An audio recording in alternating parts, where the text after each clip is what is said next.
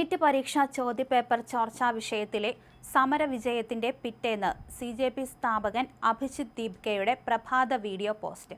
ധർമ്മേന്ദ്ര പ്രധാന്റെ രാജിയടക്കം പ്രസ്ഥാനമുന്നയിച്ച എല്ലാ ആവശ്യങ്ങളും കേന്ദ്ര സർക്കാർ അംഗീകരിച്ചതോടെ ഉപരോധ പ്രക്ഷോഭങ്ങൾക്ക് തൽക്കാലം വിരാമമായെങ്കിലും പോരാട്ടം അവസാനിക്കുന്നില്ലെന്ന സന്ദേശമാണ് ദീപ്കെ നൽകിയത്.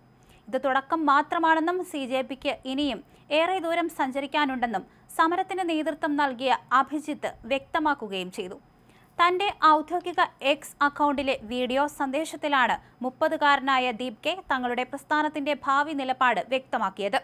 അടുത്തതായി എന്ത് ചെയ്യണം, വൈകുന്നേരത്തിനുള്ളിൽ എന്ത് സംഭവിക്കും എന്നതിനെക്കുറിച്ചൊന്നും ചിന്തിക്കാതെ എനിക്ക് ഉറങ്ങാനും സ്വന്തം കിടപ്പുമുറിയിൽ എഴുന്നേൽക്കാനും സാധിച്ചു. ദീപ്കയുടെ വാക്കുകളിൽ ആശ്വാസം നിഴലിച്ചിരുന്നു. 37 ദിവസം നീണ്ടുനിന്ന പ്രക്ഷോഭം വളരെ ബുദ്ധിമുട്ടേറിയതായിരുന്നു എന്ന് ഓർത്തെടുത്തുകൊണ്ട് ഇത് തുടക്കം മാത്രമാണെന്ന് അദ്ദേഹം തന്റെ സോഷ്യൽ മീഡിയ അനുയായികളെ ഓർമ്മിപ്പിച്ചു. കോക്രോച്ച് ജനതാ പാർട്ടിക്ക് ഇനിയും ഒരുപാട് ദൂരം മുന്നോട്ട് പോകാനുണ്ട്. 37 ദിവസം നീണ്ടുനിന്ന ഈ സമരം അത്യധികം പ്രയാസകരവും വെല്ലുവിളികൾ നിറഞ്ഞതുമായിരുന്നു.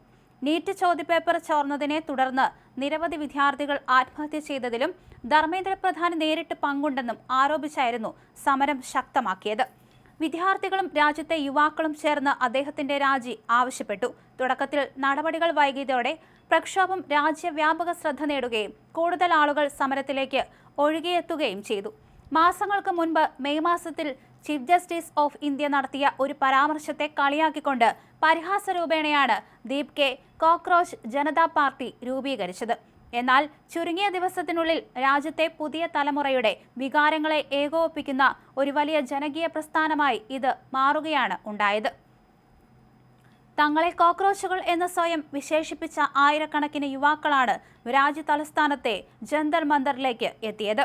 ആഴ്ചകളോളം ജന്തർ മന്ദറിൽ ഇൻഖുലാബ് വിളികളും പ്രതിഷേധങ്ങളും അലയടിച്ചു. ഒടുവിൽ വലിയ ജനരോഷത്തിന് മുന്നിൽ വഴങ്ങി ഇന്നലെ ധർമ്മേന്ദ്ര പ്രധാൻ സ്ഥാനം രാജിവെക്കുകയായിരുന്നു. അതോടൊപ്പം സമരം ചെയ്ത വിദ്യാർത്ഥികൾക്കോ മറ്റ് പങ്കാളികൾക്കോ എതിരെ യാതൊരുവിധ നിയമ നടപടികളും സ്വീകരിക്കില്ലെന്ന് കേന്ദ്ര സർക്കാർ ഉറപ്പു നൽകി. ഇതോടെയാണ് CJP സമരം പിൻവലിക്കാൻ തീരുമാനിച്ചത്. എന്നാൽ ഈ സമരം വിജയത്തിലെത്തിക്കാൻ തങ്ങളേറെ കഷ്ടപ്പെട്ടുവെന്ന് ദീപ്കെ ഓർത്തെടുത്തു. തന്നെ പലരും സംശയത്തോടെ നോക്കിക്കണ്ടപ്പോഴും പിന്തുണച്ച് കൂടെ നിന്ന എല്ലാവർക്കും അദ്ദേഹം നന്ദി പറഞ്ഞു. കടുത്ത പനിയും ടൈഫോയിഡും ബാധിച്ചിരുന്നതിനാൽ ഇന്നലെ ജന്തർ മന്ദറിലെത്തി എല്ലാവരെയും നേരിട്ട് കണ്ട് നന്ദി അറിയിക്കാൻ സാധിക്കാത്തതിൽ അദ്ദേഹം മാപ്പു ചോദിക്കുകയും ചെയ്തു. 37 ദിവസത്തോളം സമരപ്പന്തലിൽ കാത്തിരുന്ന് ഈ രാജ്യത്തിനു വേണ്ടി പോരാടിയ ഓരോരുത്തരുടെയും പങ്കാളിത്തം താൻ ഹൃദയപൂർവ്വം വിലമതിക്കുന്നുവെന്ന് അദ്ദേഹം വീഡിയോയിലൂടെ വ്യക്തമാക്കുകയും ചെയ്തു.